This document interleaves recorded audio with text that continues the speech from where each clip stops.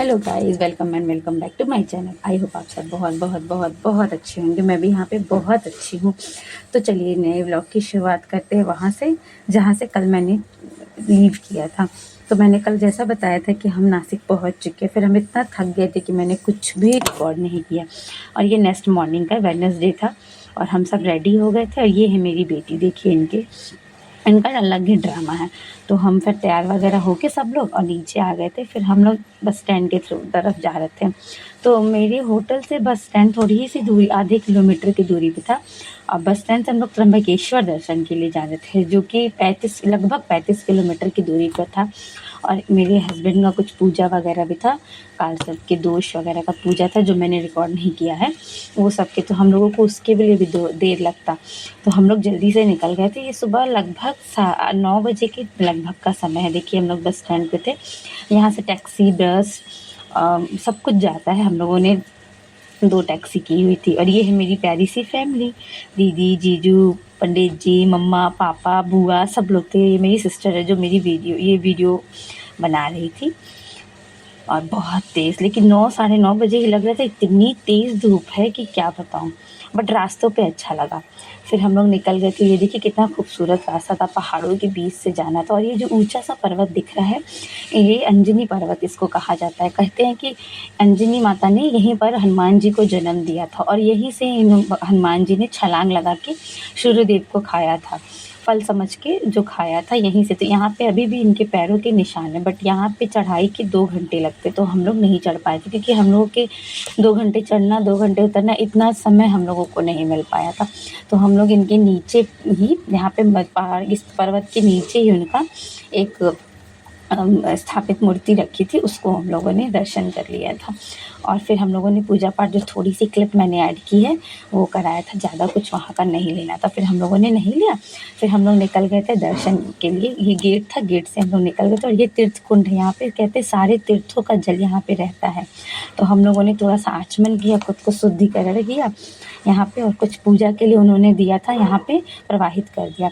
फिर हम लोग निकल गए हैं मंदिर के लिए। देखिए यहाँ पे रास्ते हैं। तो ये है त्र्यंबकेश्वर मंदिर का मेन गेट। यहीं पे लोग अक्सर पूजा पाठ, ये सारी चीज़ें, सॉरी, यहाँ पे लोग वीडियो वगैरह बनवाते हैं। यहाँ से हम लोगों ने प्रसाद लिया, टीका कराया, सब ने टीका कराया। मुझे ये टीका बहुत अच्छा लगता है। मुझे बहुत ही अच्छा लगता है ये टीका कराना। तो हम सब ने टीका कराया, सब ने प्रसाद लिया। फूल ही वहाँ चढ़ता। फिर यहाँ से आधा किलोमीटर मेरे ख्याल से ऑलमोस्ट चलना था, इतना मुझे याद नहीं है। फिर हम लोग यहाँ से गेट के अंदर घुस के लेफ़्ट गए थे। लेफ़्ट से हम लोगों ने अंदर गया मंदिर के साइड, ये मंदिर के पीछे का है। यहाँ से रास्ता जाना था मंदिर तक। तो त्र्यंबकेश्वर नाथ के दर्शन के लिए हम लोग निकल गए। और यहाँ से क्यू लगी थी, लंबी क्यू। क्यू क्या थी, क्यू लगी नहीं थी, वो बैरिकेड लगा था। मेरे ख्याल से भीड़ जब होती होगी तो उस बैरिकेड के थ्रू ही दर्शन कराते होंगे लोगों को, मतलब एडजस्ट करना पड़ता होगा। तो ये अभी तो थोड़ी दूर तो खाली थी, लेकिन हाँ, कुछ थोड़ा लंबा लाइन तो था। हम लोगों ने अच्छी खासी लाइन, तो भी हम लोगों को 1.5-2 घंटे लगे दर्शन को उनके, 2 घंटे। और ये क्यू लगाए हुए थे रास्ते में। और वो मेरी फैमिली लगी हुई थी, जो कि आगे थी। हम लोग दोनों हस्बैंड वाइफ पीछे थे, क्योंकि मेरी बेटी की वजह से। और ये हम क्यूज़ में लग गए हैं थोड़ी। और यहाँ मेरी बेटी का देखिए, ये खुद में ही बिज़ी रहती है, खेलने में मगन। पैदल जाना था इनको पूरे क्यू तक, किसी की गोद में नहीं जाना था। नहीं, मुझे पैदल जाना है मम्मा, मुझे पैदल जाना है। मुझे चलो बाबा, आप ही चलो।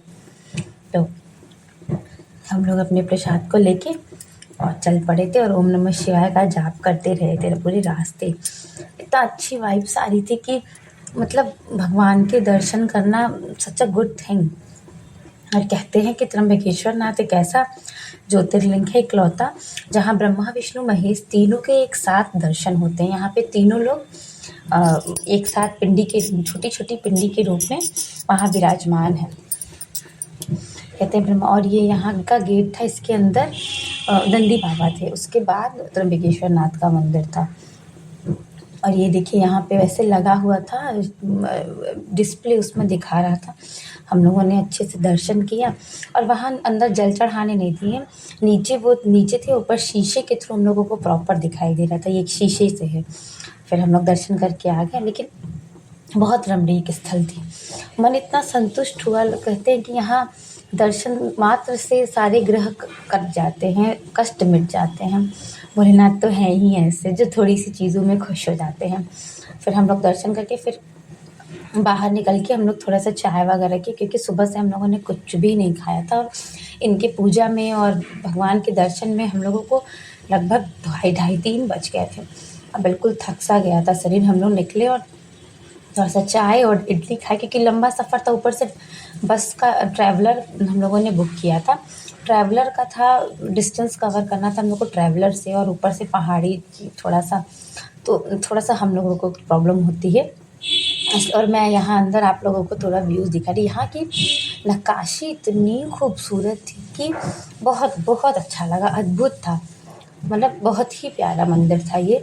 कहते हैं यहाँ का त्र्यंबकेश्वर नाथ में तीनों ने एक साथ अपना दर्शन दिया था। ये सारी खूबसूरती थी। ये मेरे मम्मी पापा मेरी बेटी को लेके थे। प्लीज़ प्लीज़ प्लीज़, नए हो तो चैनल को सब्सक्राइब करो, लाइक करो, शेयर करो, प्लीज़ प्लीज़, हम्बल रिक्वेस्ट। चलिए मिलते हैं एक नए ब्लॉग के साथ, एक नए दिन के साथ। Thank you for watching. Trimbakeshwar एकमात्र ऐसा ज्योतिर्लिंग यहाँ आप कर पाएंगे त्रिदेव यानी ब्रह्मा विष्णु महेश के दर्शन एक ही ज्योतिर्लिंग में। ऐसी मान्यता है कि त्र्यंबकेश्वर ज्योतिर्लिंग के दर्शन करने से आपकी सभी मनोकामनाएं पूरी होती हैं।